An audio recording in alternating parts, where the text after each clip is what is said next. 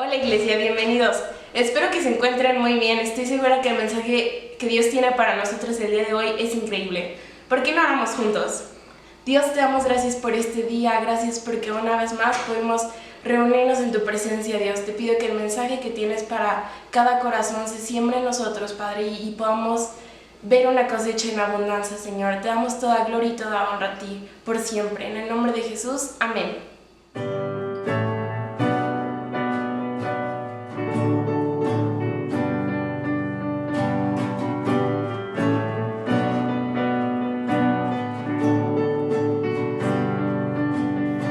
Estoy aquí, no tengo nada más que dar. Todo en mí anhela solo adorar.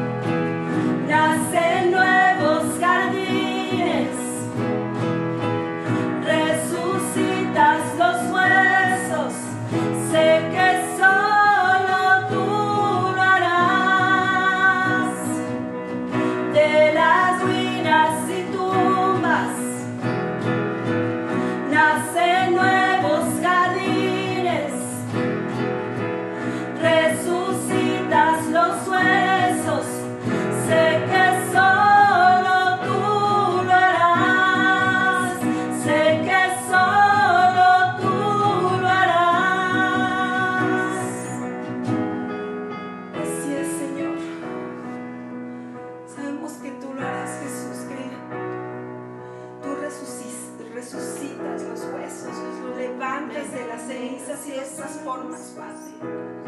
Gracias te damos porque tu Espíritu Santo nos transforma, Padre. Gracias te damos porque cuando nosotros nos conectamos a la vida, a la palabra de Dios, tú nos renuevas nuestro espíritu, renuevas nuestro ser, renuevas todo lo que somos, y de las cenizas puede surgir nueva vida, Dios, nueva vida llena de tu Espíritu Santo, Jesús, porque tú traes gloria, Dios, traes gloria a todo aquel que tocas, Dios.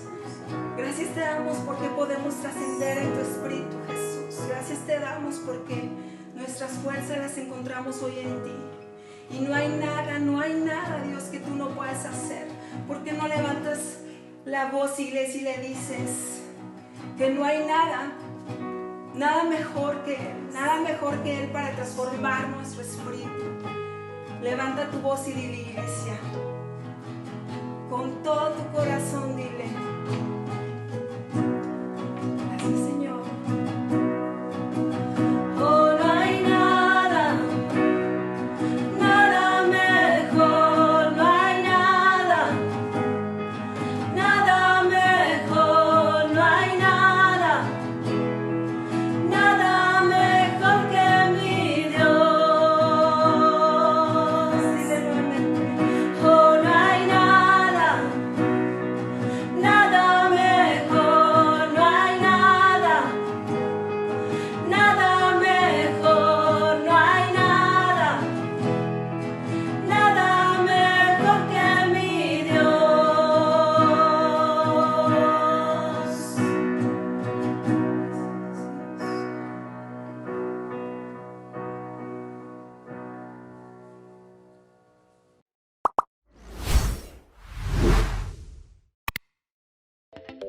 La iglesia no es solo un lugar. La iglesia es tu casa, tu habitación, tu sala, tu oficina, tu carro,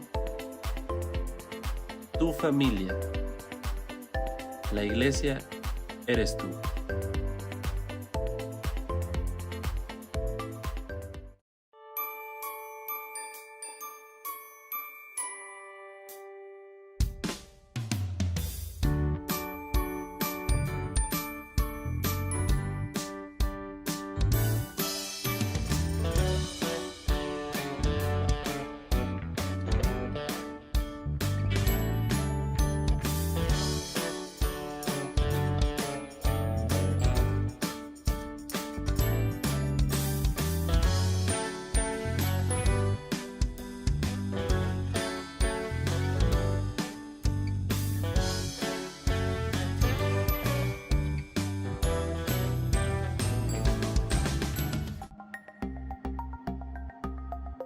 Querida familia en Jesús, gracias por acompañarnos en esta transmisión. Te recordamos los números de cuenta para que puedas hacer el depósito o transferencia de tu diezmo u ofrenda.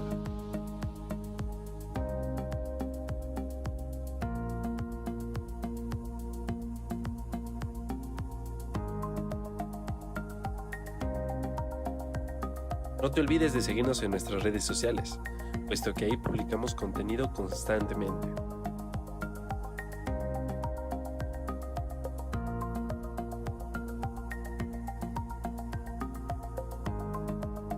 A continuación, te daremos un mensaje el cual estamos seguros que será de bendición en tu vida, pues viene directamente de Dios.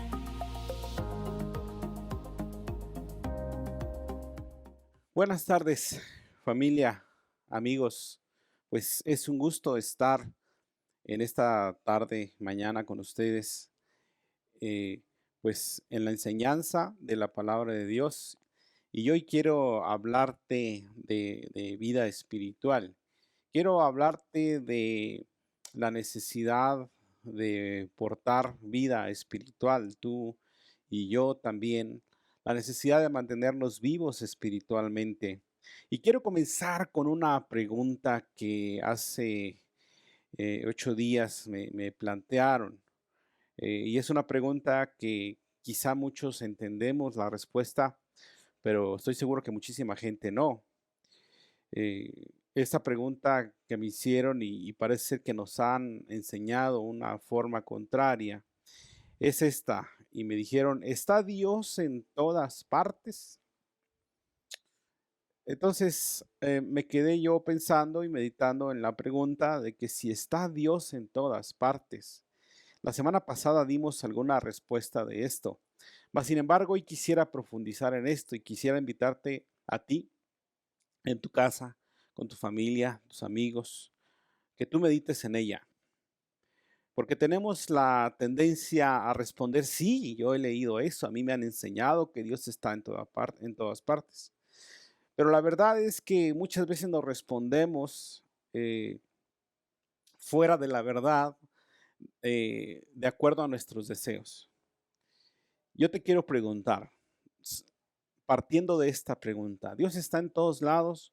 Pues te voy a hacer unas preguntas a tu corazón. Yo te preguntaría a ti, ¿crees que Dios está en ese hogar, matrimonio, que se está dividiendo, divorciando, que se están peleando, que hay violencia, que están manipulando a los hijos, que los hijos están siendo groseros, están enviando a dañar, lastimar a sus padres? ¿Tú crees que Dios está dentro de ese hogar? ¿Crees que Dios está en el hogar donde hay abandono, hay abuso, violencia física, psicológica, sexual, en niños, en niñas? ¿Tú crees que Dios está en ese lugar? ¿Crees que Dios está en ese lugar donde mujeres están siendo explotadas físicamente, sexualmente? ¿Crees que en la mente de esas personas tengan a Dios en ese lugar, en el corazón? Piénsalo.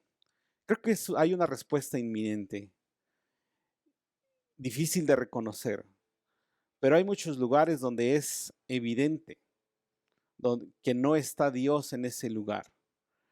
Más allá de lo que nos enseña la Biblia, podemos entender que hay muchos lugares, familias, vidas mismas, como aquel que se está suicidando, aquella persona que se está autodestruyendo. Es evidente que dentro de su corazón no habita la presencia de Dios y necesitan urgentemente la presencia de Dios en su corazón. Y con esto nos remontamos a la semana pasada cuando enseñamos que Dios fue capaz de dejar el templo que los israelitas habían construido con la finalidad de conectarse con Él en ese pacto majestuoso que hizo Dios con su pueblo, en ese punto que fue construido a favor del ser humano, lo dijimos así. Y Dios estuvo ahí para escucharles, para que ellos fuesen a ofrecer sacrificios, fueran a dar, fueran a recibir su presencia, fueran a recibir muchos milagros. Mas, sin embargo, llegó el tiempo, o han llegado los tiempos, cuando Dios se ha ido de ese lugar porque ellos contaminaron ese templo, ellos lo corrompieron. Entonces, si Dios ha sido capaz de dejar esos lugares tan santos, tan llenos de la presencia de Dios, ¿cómo crees tú que Dios caballerosamente no va a salir de los hogares donde continuamente lo están corriendo, donde no le toman en cuenta, de donde lo hacen a un lado, donde no escuchan el consejo, dirección, sabiduría de Dios, donde sencillamente no les importa, donde no creen en Él? ¿Cómo Dios permanecería en ese lugar? Y por esto esta pregunta tan esencial. Es importante que no la contestemos con fantasía, no la contestemos emocionalmente. Y vamos a ver otro ejemplo. Me voy a ir al ejemplo de la higuera para describir cómo saber si hay vida espiritual o no hay vida espiritual. Jesús puso un ejemplo con una planta. Quizás cuando leemos en el Evangelio este ejemplo, quizás no entendemos por qué Jesús hizo esto a la primera. Pero dice la Biblia en Marcos capítulo 11, verso 12 al 14, Marcos 11, versos 12 y 14. Dice así que a la mañana siguiente, cuando Jesús y sus discípulos salían de Betania, Jesús tuvo hambre y vio que a cierta distancia había una higuera frondosa. Así que se acercó para ver si en este árbol encontraría higos, pero solo tenía hojas porque no había comenzado la temporada de los higos. Entonces Jesús dijo al árbol: que nadie jamás vuelva a comer de tu fruto. Así le dijo a la higuera. Y los discípulos escucharon esas palabras, esa consigna de Jesús hacia la higuera. Imagínate, es una higuera. Yo en mi casa tengo una pequeña higuera y he observado que tiene 2 temporadas en las cuales da higos. Pero dice aquí la Biblia que en ese tiempo no era tiempo de que la higuera diese higos. Pero Jesús quiso pedirle higos.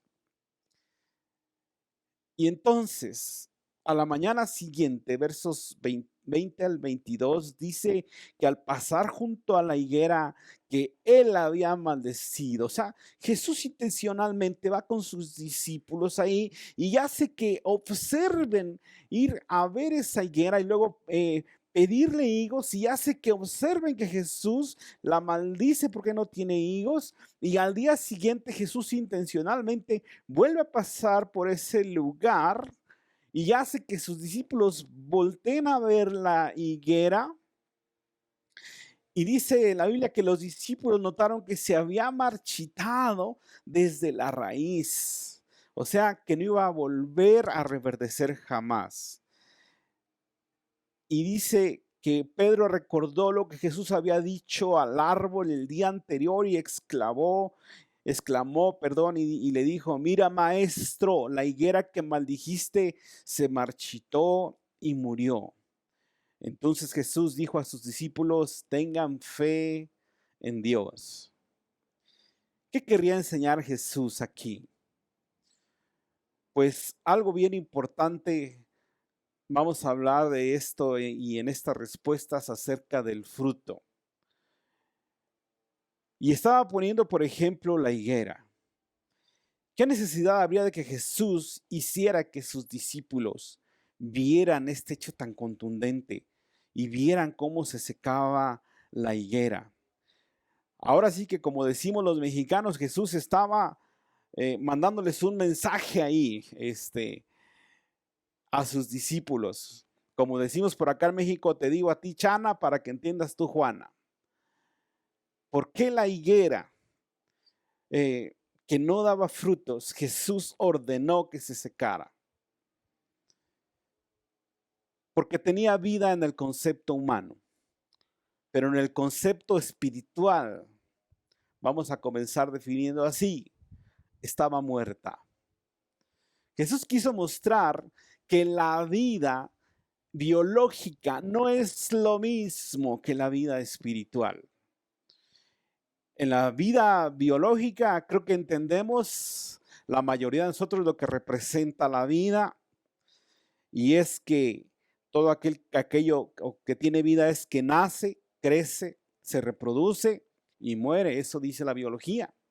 Entonces identificamos claramente cuando una persona tiene vida, identificamos claramente cuando las plantas tienen vida, identificamos cuando los animales tienen vida.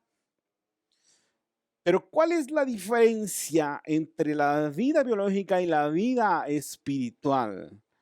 Porque, sabes, aún la biología define conceptos de vida,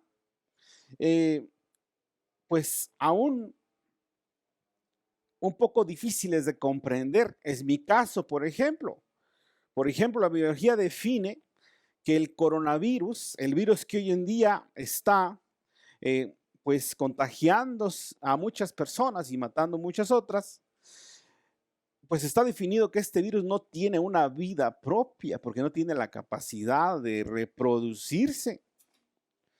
Pero ¿qué tal que dentro de un cuerpo sí tiene una capacidad impresionante de causar muerte a las personas? Entonces son conceptos difíciles de entender, y con lo que quiero llevarte es a mostrarte cómo el hecho de que la higuera haya tenido esa vida biológica, porque tenía hojas hermosas, tenía buenos tronco, buenos tallos, buenas ramas, buen todo, pero no tenía fruto. Y lo que Jesús sencillamente definió es que si no había fruto, no tenía vida espiritual. Y entonces, si no hay vida espiritual, estaba destinada a secarse, estaba destinada al fuego eterno. Es importante cuidar la vida espiritual y estoy ligando esta pregunta de ¿acaso Dios está en todas partes? La respuesta es no. Lastimosamente no. De hecho, Jesús enseñó y le dijo a uno que se le acercó prometiendo seguirle, pero le pidió permiso de esperar a que su padre muriese y poder enterrarlo y despedirlo en paz. Jesús le contestó y le dijo: deja que los muertos entierren a sus muertos. Y aquí estaba Jesús hablando de los familiares que no tenían vida espiritual, enterrando esos muertos espirituales, enterrando a un muerto físicamente. La Biblia también nos enseña que la muerte espiritual gobierna en este mundo, porque el príncipe de este mundo sigue siendo el gobernante, que es el príncipe de las tinieblas, Satanás. Entonces, sigue siendo ideológico y un tanto deseoso pensar que Dios sigue en todos lados. No, la Biblia nos enseña que Dios tiene embajadores de su reino en la tierra y hay corazones y vidas donde habita el Señor, pero no habita en todos lados, ni en todas las personas, mucho menos. Por eso yo hoy quiero invitarte en el nombre de Jesús a tener hambre por la vida espiritual. Y si tú tienes vida espiritual, a conservar la vida espiritual. Y si tú has perdido la vida espiritual o estás desfalleciendo y te ha faltado la fe, la esperanza, la paz en Jesucristo, es importante, es vital que tú y yo nos reactivemos a conservar la vida espiritual. Como la semana pasada vimos que Dios dejó el templo de Israel. Asimismo, Dios puede dejar vidas. Y entonces el templo fue desolado y estuvo solo, y entonces posteriormente entró el enemigo a destruir el templo. Asimismo, Jesucristo enseñó que cuando en una vida es llena de la presencia de Dios, pero esta vida previamente estuvo cautivada por el diablo, llena de demonios, mientras Dios está allí y nosotros nos encargamos de mantener nuestra vida espiritual dentro de nosotros, entonces Dios estará guardando nuestra alma, nuestro corazón, nuestros pensamientos. Mas sin embargo, si nos descuidamos y echamos fuera a Dios, corremos al Espíritu Santo de nuestra casa, nuestro hogar, nuestra familia, entonces la Biblia dice que esa casa queda desolada, queda vacía, y entonces vienen los demonios, vienen enemigos y van a volver a habitar en esa casa y vendrán 7 peores. Eso enseñó Jesús. Entonces, el templo fue desolado. Y eso lo explica claramente Ezequiel en todo su capítulo 8. Y luego fue destruido, porque el enemigo vino a no solamente a habitar, vino a hurtar, a robar, a matar y a destruir las vidas. Hace un trabajo de destrucción completo. Y eso fue lo que pasó con el pueblo de Israel. No solamente fue destruido el templo, sino pues diversas construcciones, edificios, la ciudad entera, muchas casas, los muros fueron derribados. ¿Y qué fue lo que sucedió? Que muchas de las personas fueron muertas en esta carnicería por parte del imperio babilónico. Mas sin embargo, quedó un remanente, personas que Dios quiso que conservaran esa vida, porque Él conocía sus corazones, y este remanente fueron llevados cautivos, esclavos a Babilonia, y tuvieron que soportar condiciones de confinamiento. Perdieron incluso la autoridad de sus propios cuerpos. Tan es así que a muchos de ellos los convirtieron en eunucos. Hoy en día tú y yo al menos solamente nos hacen portar un cubreboca y andar con el trapo toda la vida ahí en nuestra cara. No tenemos, a veces pues, sentimos que hemos perdido la autoridad de nuestro propio cuerpo. También en este lugar, en este imperio babilónico, los que fueron llevados esclavos perdieron su vida, e incluso muchas veces su vida privada, el control, dijimos, la autoridad sobre su cuerpo, sobre sus tiempos. Eran esclavos, incluso no decidían qué profesión ejercer. Los ponían a ejercer lo que el gobierno de ese lugar quería que ellos ejercieran.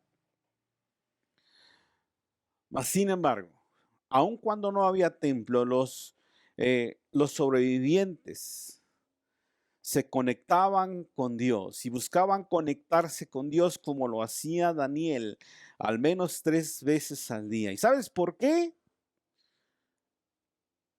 Por una necesidad muy grande e inminente de mantener encendida la luz de la esperanza de regresar a la normalidad que ellos conocieron en el pasado. Hoy en día, muchos de nosotros quisiéramos volver a que la vida fuese como antes, pero no será posible si no nos mantenemos con vida biológica, primeramente, pero también con vida espiritual. ¿Cómo vamos a volver nuevamente a buscar a Dios, a buscar su favor de la manera más idónea, a congregarnos en las iglesias, si no tenemos cuidado en este tiempo de conservar la vida espiritual? Y dice la Biblia en Daniel capítulo 6, verso 10, que cuando Daniel supo que había sido firmado un edicto en el cual se prohibía hablar o buscar a dioses que no fueran los dioses de los babilonios, él, conociendo al Dios verdadero, dice que entró a su casa y, abiertas las ventanas de su recámara, él se dirigió hacia Jerusalén. Él se dirigió su mirada, sus ojos al punto de donde un día estuvo ese pacto, donde estuvo ese lugar donde Dios pactó con ellos y ellos pactaron con Dios. Y dice que se arrodillaba 3 veces al día y lloraba y daba gracias delante de su Dios como lo solía hacer antes. Importantísimo, la búsqueda de Dios, la reverencia de Dios, la honra de Dios no debe faltar, aún en los tiempos de confinamiento, en los tiempos de esclavitud, en los tiempos donde las libertades se han visto muy removidas. Aun cuando no haya iglesias abiertas, no haya templos ahí, entonces no debe fallar lo esencial. ¿Por qué? Porque si no, no hay esperanza de vida espiritual. ¿Qué pasaba con la higuera? Porque a veces nos confundimos. Y hay gente que dice, es que yo he visto y yo sabía que Dios estaba en todo lugar. No, vamos a explicar esto. Fíjate bien, la creación, los seres humanos, biológicamente, los animales, las plantas, todos tenemos la esencia de Dios. Tenemos los patrones de Dios, el diseño de Dios está fluyendo en nuestro interior. Biológicamente estamos hechos y creados a imagen y semejanza de Dios y nuestros órganos obedecen leyes divinas de diseño. Eso es invariable y no ha cambiado. La higuera tenía sus tallos, tenía sus hojas, tenía el diseño de Dios, tenía vida biológica, pero no había frutos. Y Jesús no soportó eso. Y Jesús ordenó que esa higuera se secara y que nunca más hubiese fruto. Entonces observemos. No quiere decir que por el hecho de que biológicamente estemos funcionando, y hoy en día quizá tú digas, pues estoy bien, no me pasa nada, ya dejé de buscar a Dios, ya casi no leo mi Biblia, ya no oro, ya no estoy conectado con Dios. Pero ¿qué crees? Estás en peligro de morir espiritualmente, en muchísimo peligro. Y lo que nos va a garantizar la victoria de que nosotros y nuestros hijos vuelvan a esa vida espiritual es que tú y yo hoy nos encarguemos de conservarla. Nos encarguemos de conservar esa vida espiritual.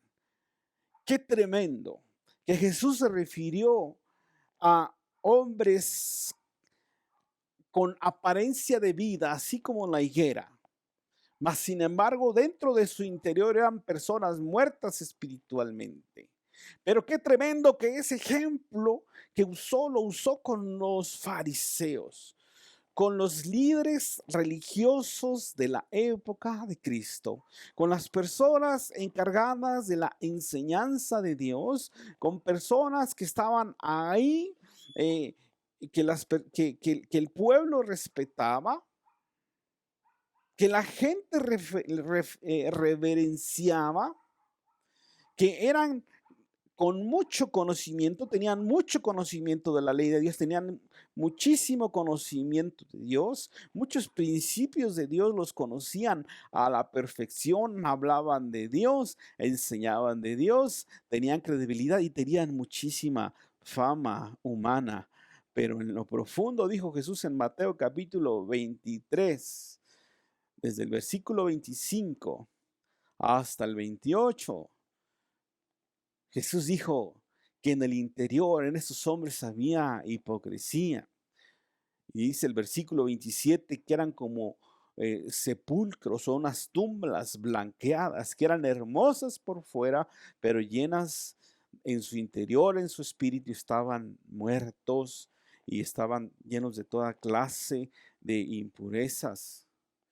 Imagínate, qué terrible la descripción de Jesús para estos hombres. O sea que no nos garantiza cuánto conozcamos. No nos garantiza tener vida espiritual. Cuánto sepamos o cuánto hablemos de Dios, eso no nos garantiza.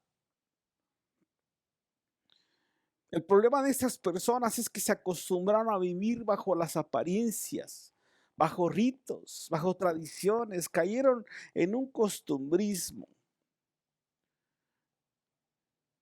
Por eso el profeta Daniel, en tiempos del cautiverio babilónico, él tuvo mucho cuidado de no caer en muerte espiritual, porque él sabía, y la gente de Dios, varios de ellos sabían, que el día que perdieran la esperanza de poder regresar a reconstruir el templo, reconstruir la ciudad y volver a tener las reuniones en ese lugar, entonces sencillamente iban a pasar décadas, iban a pasar años y no iba a volver ese tiempo. Y por eso ellos se emplearon en buscar con todas sus fuerzas, con todo ímpetu, la vida espiritual.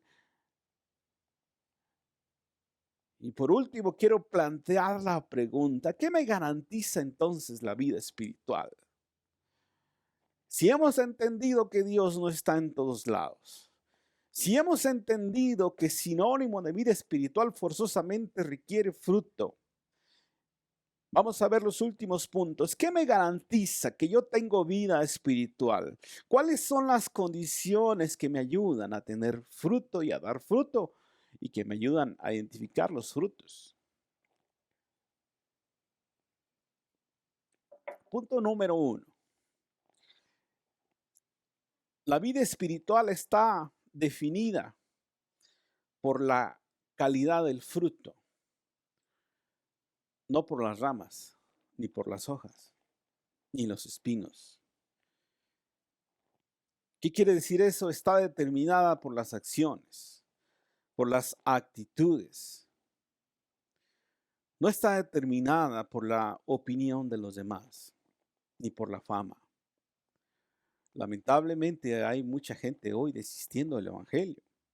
Pastores, gente de grandes iglesias de renombre, hoy en día están cayendo. Ministerios que por muchos años tuvieron éxito, fama, hoy en día han caído. Yo muchas veces me pregunto si realmente valdría la pena. Si después de tantos años de servicio viene una caída y resulta que se abrió el corazón y salieron cosas a la luz. Y salen cosas que representan muerte espiritual. Yo creo que no vale la pena. Entonces, la vida espiritual está definida por la calidad del fruto. Ahora, el problema es que a los ojos comunes no es tan fácil discernir y ver el fruto de las personas. Tan es así que hay tanta gente siguiendo apariencias, siguiendo la fama, siguiendo las hermosas palabras y siguiendo y diciendo, ay, qué bueno está este mensaje y qué bueno está esto y esto otro, ¿verdad? Pero realmente no tienen conocimiento de la gente. ¿Cómo saben qué fruto da esa persona? ¿Cómo lo saben? Punto número 2. Solamente la conexión correcta con Cristo y su iglesia nos va a garantizar fruto. Juan capítulo 15, versículos del 5 al 7, Jesús habló de esta importancia de la conexión espiritual. Observa esto. Cuando Él puso el ejemplo de que Él era como la vid y nosotros las ramas, y que los que permanecen en Él entonces van a producir fruto, porque sin conexión hacia Cristo, sin esa permanencia, entonces esa rama se seca, es inútil. Y entonces esas ramas se juntan y se echan al fuego. Se refiere a la poda de un árbol. Yo tengo algunos árboles que de vez en cuando tengo que estar podando las ramas secas que ya pues no van a dar fruto. Entonces, punto número 2, repetimos, la conexión con Cristo, pero también su iglesia. Es lamentable cómo hoy en día en todas las iglesias, en todo el mundo, hay mucha gente ya desconectada. Ya no se están conectando ni en unidad a la oración, ni siquiera a ver el servicio, ni siquiera escuchar la palabra, la predicación, ni siquiera la alabanza. Se está yendo la reverencia, hay una falta de respeto. Están en ese tiempo ya escuchando como si fuera música, la gente está dormida, está haciendo cualquier otra cosa. Sencillamente estamos en una crisis tremenda donde está muriendo la vida espiritual, porque está cayendo el respeto, está cayendo la reverencia. Entonces, ¿cómo podemos entender y mantener prendida la luz de la esperanza si nosotros no hacemos nuestra parte? Tercer punto, tan importante. ¿Cómo sé que estoy vivo espiritualmente?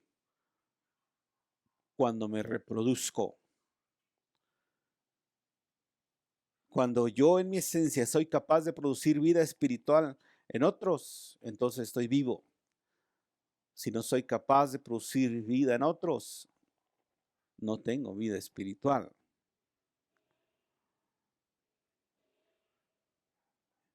Y con esto quiero tomar el ejemplo de uno de los discípulos de Jesús, porque algunos dirán es difícil, humanamente lo es, de hecho es imposible, pero por el Espíritu de Dios todo es posible, todo, por el Espíritu Santo. Y quiero retomar la vida de Andrés. El apóstol Andrés, este fiel seguidor de Jesús. Y te voy a invitar a leer ahí en Juan capítulo 1, versículo 35. El Evangelio de Juan capítulo 1, versículo 35 al 42. La Biblia dice que el siguiente día otra vez estaba Juan el Bautista con 2 de sus discípulos. Y mirando a Jesús lo vio de lejos, que andaba por ahí, y dijo, oh, observen, aquí está el Cordero de Dios del que tanto les he hablado. El Cordero de Dios que les he dicho que el día que Él aparezca yo voy a menguar y Él va a crecer ministerialmente y entonces yo sencillamente voy a estar terminando mi propósito y mi carrera y se trata de seguirlo a Él. Y luego dice aquí la Biblia que cuando le oyeron hablar los 2 discípulos y siguieron a Jesús, y entonces ahora ya volviéndose a Jesús, quiere decir que ya estaban dejando a Juan y se estaban yendo con Jesús, y viendo que les seguían, Jesús les dijo, ¿qué buscan? Ellos le dijeron, maestro, o traducidos maestro, ¿dónde vives? Jesús le respondió, vengan y vean. Y fueron y vieron dónde moraba y se quedaron con él aquel día, porque era como la hora 10:00. Y uno de estos 2 discípulos era Andrés. ¿Hermano de quién? De Simón Pedro. Era uno de los 2 que habían oído a Juan el Bautista y habían seguido a Jesús. Enseguida que Andrés hizo esto, al siguiente día, halló primero a su hermano Simón y le dijo, hemos hallado al Mesías, que traducido es el Cristo, y lo trajo a Jesús. Y cuando Pedro vino con Jesús guiado por Andrés, le dijo Jesús, tú eres Simón Pedro, hijo de Jonás, tú serás llamado Cefas. Observemos la vida de Andrés. Punto número 1. Ni siquiera tenía una identidad propia. Fíjate. ¿Qué alcanzable es producir vida espiritual? Es muy alcanzable. Andrés ni siquiera le asignaban identidad propia. Siempre le decían, Andrés, ¿quién es Andrés? Es el hermano de Pedro. De veras, no, es Andrés. Nadie lo conocía, ¿verdad? Y por acá, y por eso era necesario, imagínate que no sé cuántas personas batallen con el rechazo y eso. Pero Andrés no tenía problema con eso. Por eso siempre en los evangelios encontramos que Andrés, ¿y ese señor quién es? Pues es el hermano de Pedro, el famoso es Pedro. Andrés no es tan famoso. Mas, sin embargo, Andrés tenía una capacidad, tenía una brújula para la vida espiritual muy especial. Rápidamente identificó, obviamente guiado y en orden, hasta que Juan el Bautista le da permiso de ir con Jesús. Andrés se va con Jesús, pero identifica claramente dónde hay vida espiritual. Tenía un olfato para la vida espiritual muy especial. Y así como tenía olfato para seguir la vida espiritual, también tenía olfato para reproducirla en otros. Y por eso es que Andrés tiene la capacidad de llamar a su hermano Pedro, el que se convertía en ese gran líder de la iglesia. Pero Andrés tiene la posibilidad de dar ese fruto espiritual. Entonces no se requiere tener mucho conocimiento, ni ser muy famoso, ni tantas otras propiedades personales para estar vivo espiritualmente. Vemos este corazón sencillo. Otra cosa que tenía Andrés es que él veía pequeñas posibilidades donde quizás muchos no veían que fuera posible hacer un milagro, donde a lo mejor hay familias que se están perdiendo, que están sufriendo, padeciendo el dolor, la culpa, están hoy en día sufriendo por la pérdida de seres queridos, están con desesperanza, gente que se está autodestruyendo en drogas, en alcohol, están autodestruyendo sus matrimonios, sus hijos están causando destrucción. Entonces esta gente que se reproduce ve posibilidad de esperanza y dice: sí es posible en esta casa traer vida espiritual, sí es posible que Jesús venga a morar en esta casa. Y ese era el corazón de Andrés. Dice la Biblia ahí en Juan capítulo 6, en esta vivencia de Jesús con sus discípulos, cuando Él multiplica los panes y los peces en este milagro tan especial. Primero Jesús se dirige a Felipe y viendo la multitud, y entonces ve a Felipe y le dijo: Felipe, ¿qué onda? ¿Qué hacemos? Mira, ¿cuánta gente hay? ¿Cómo le hacemos para darle de comer a tantos? A toda esta gente. Y entonces Felipe se volteó y vio el numeral de gente y dijo: no, imposible, Señor. No se puede. No se puede.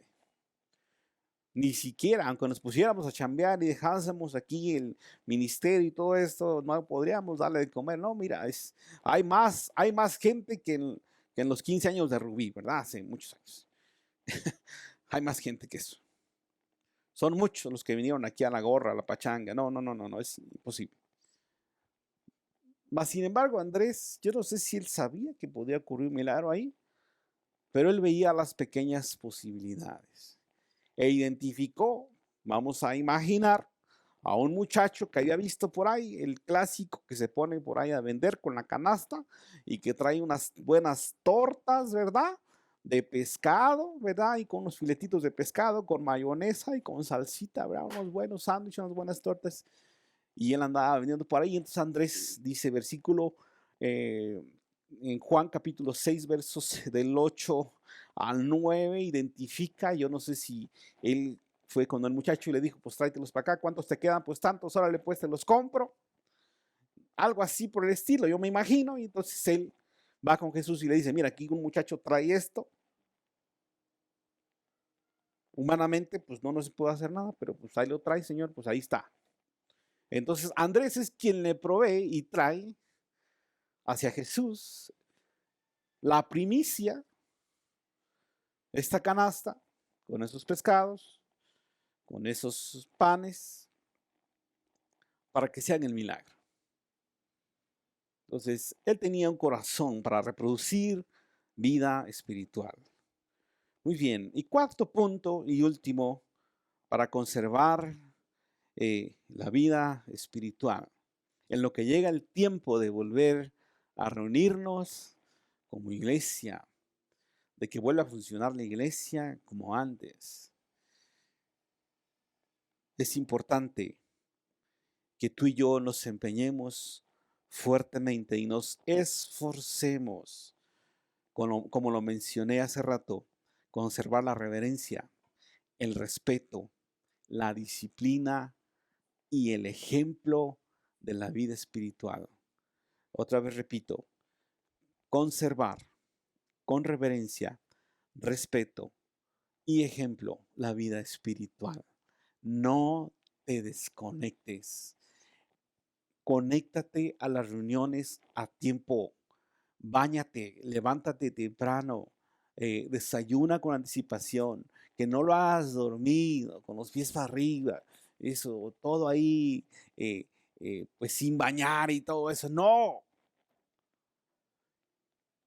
Dios merece toda la gloria, nuestra mejor alabanza, nuestra mejor adoración, nuestro mejor momento. Hay que estar listos ahí, así como Daniel, que tenía estas 4 cosas 3 veces al día. Dice la Biblia, tenía la reverencia, el respeto, la disciplina, el ejemplo. No le importó la presión social, no le importó la amenaza de muerte, para él ir a su casa, a abrir las ventanas, porque las pudo haber mantenido cerradas.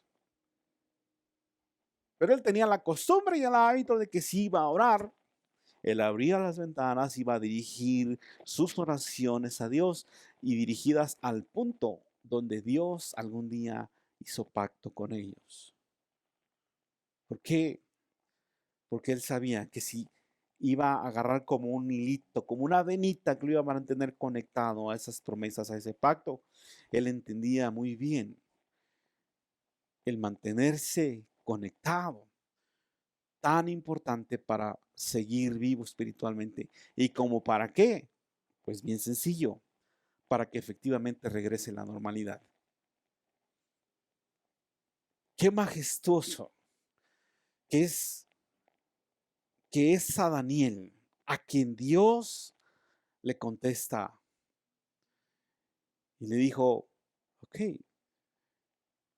solamente van a ser 70 años.